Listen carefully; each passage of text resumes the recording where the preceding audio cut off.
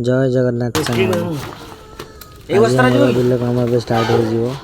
धान चल नहीं बिल को भाई मिसिक देखु धान ए बुणा हम आज फास्ट डे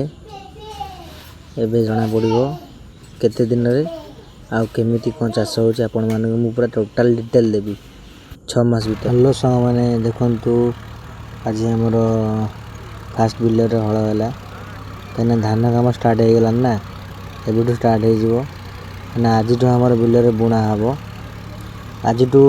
बुणा है माने मिनिमम जहाँ भी 6 मास लगे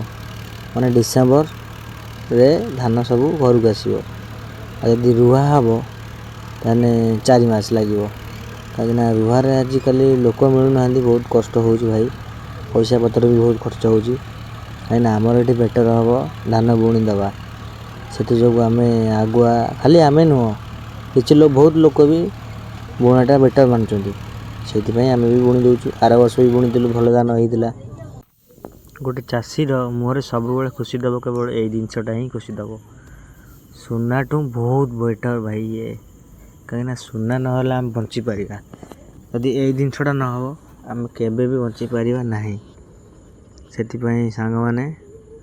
दयाकोरी आपन को अनुरोध करुँची चाष आपण मैंने केबे छाड़ू ना कहीं पाठ पढ़ प्लस चाष भी कर भाई कहीं गंडे चाउल थी आपण मैंने खुशी घर बस खाईपर बात्या हो कि जहाँ भी हो खाइबाटा भात जदि थी आपण मैंने सबकि खाईपर भाई कहीं आपण मैंने जानते भल भाव कि दुनिया रे चाष दुनिया कथा छाड़ आम ओडिशा कथा कहूँ ओडिशा रे चाष बहुत अधिक होउची किंतु एबिका जेनेरेशनटा बहुत कमीगलानी आस्ते आस्ते भाई कहीं जो सब थिले आग वृद्ध लोक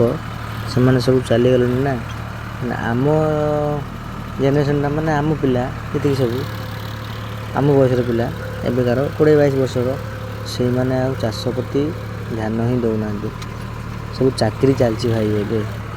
पाठ मु भी पढ़ी भाई ग्रेजुएशन भी कर प्लस चाकरी तो कर पाइल ना काम चलती एबे कि चाकरी भी पाइनी मु चाकरी खोजा चली प्लस चाष भी चली